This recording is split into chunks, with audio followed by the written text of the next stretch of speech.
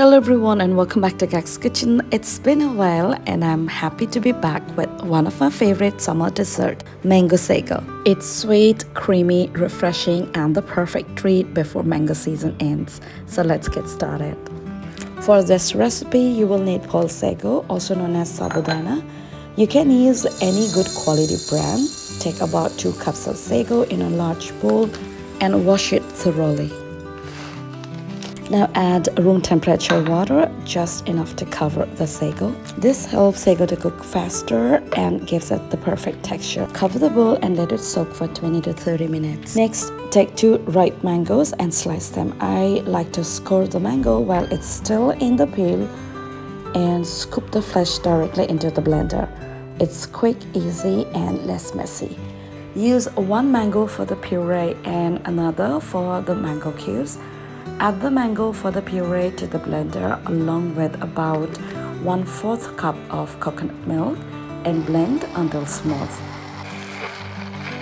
Now set the mango puree aside for later use.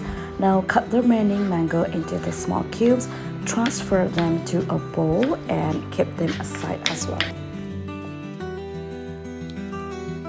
Now it's time to cook sago. Getting perfectly cooked sago can feel a little tricky, but this method never fails. So in a pot, bring 3 cups 750 ml of water to a rolling boil or add boiled water. Then add soaked sago and give it a gentle stir. Well, you can also add half teaspoon of any cooking oil such as sunflower or vegetable oil. This helps keeps the sago pulp from sticking together, giving you a perfectly separate pulse.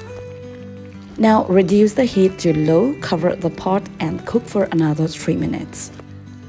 After a total of 8 minutes, turn off the heat and let it rest covered for 5 to 10 minutes. This will continue cooking the sago until it's perfectly translucent. Once it's rested, drain the sago in a strainer, rinse it under cold running water, and this removes the excess starch and stop cooking process. And that's it, your sago is perfectly cooked.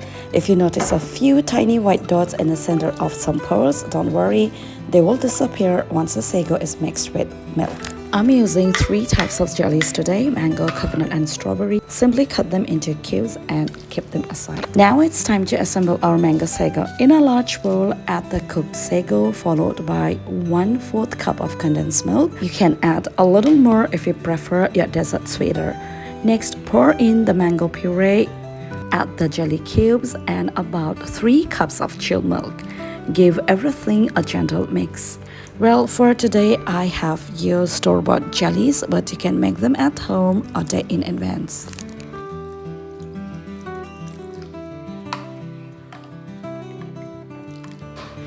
Now add the fresh mango cubes, followed by a few ice cubes and mix once again.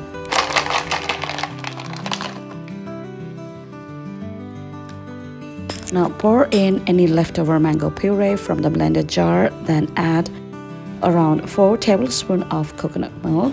This adds extra flavor and make sure nothing goes waste. Give everything one final gentle mix, then chill in the refrigerator before serving. And that's it, our creamy, refreshing mango sago is ready to enjoy. I hope you give this recipe a try before mango season ends. If you do, let me know how it turned out in the comments. If you enjoyed this recipe, don't forget to like, share and subscribe to Gags Kitchen for more easy and delicious recipes. Thank you for watching and I'll see you in next one.